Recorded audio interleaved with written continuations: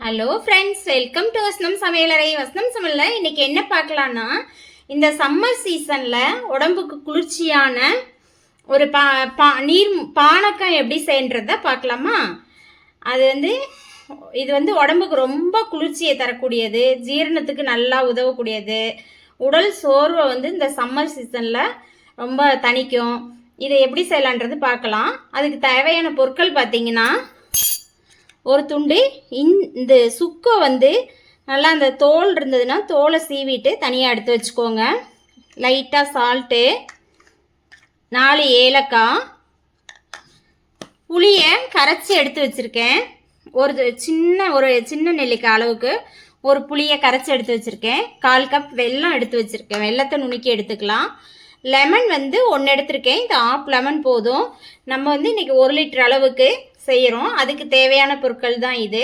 நீங்கள் வேணும்னா அளவுகளை கூட்டியோ குறைச்சோ எடுத்துக்கலாம். இதை இப்போ எப்படி செய்கிறதுன்றதை பார்க்கலாம். ஃபஸ்ட்டு சுக்கை தட்டி எடுத்துக்கலாம். ஏலக்காய் நுணுக்கிக்கலாம். வெல்லத்தை பொடிச்சு எடுத்துக்கலாம். இப்போ 1 லிட்டர் தண்ணி எடுத்திருக்கேன். அதில் இந்த ஒரு கப்பு, சின்ன கப்பில் 1 கப் வெல்லம் எடுத்திருக்கேன். அந்த வெல்லத்தை கலந்து எடுத்துக்கலாம். கலந்துட்டு இது கரைஞ்சோன்னே வடிகட்டி எடுத்துக்கங்க. சப்போஸ் அதில் ஏதாவது மண் மாதிரி ஏதாவது இருந்தால் கூட இதாகிடும். ஒரு கப்பில் வடிகட்டி எடுத்துக்கோங்க.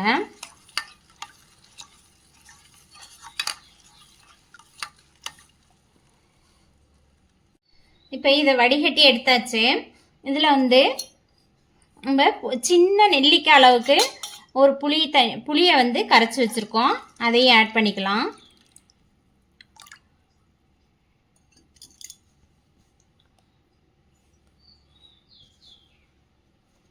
ஆட் பண்ணிவிட்டு சுக்கு பொடி நுணுக்கி எடுத்திருக்கேன். அது 1/4 டீஸ்பூன் ஆட் பண்ணிக்கோங்க. ஏலக்காய் 4 ஏலக்காயை பொடியாக நுணுக்கி வச்சுருக்கேன். அதையும் ஆட் பண்ணிக்கலாம்.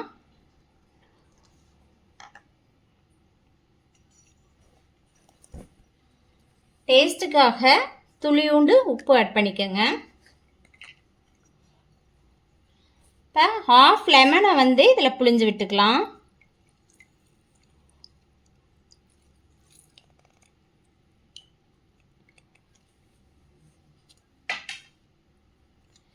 இப்போ இதை நல்லா கலந்து விடுங்க.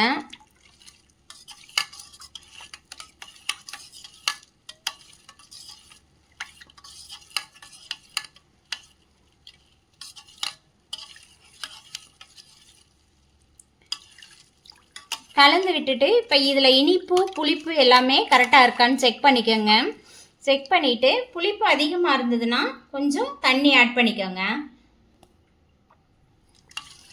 இனிப்பு கம்மியாக இருக்குன்னா கொஞ்சம் எக்ஸ்ட்ரா சேர்த்துக்கோங்க.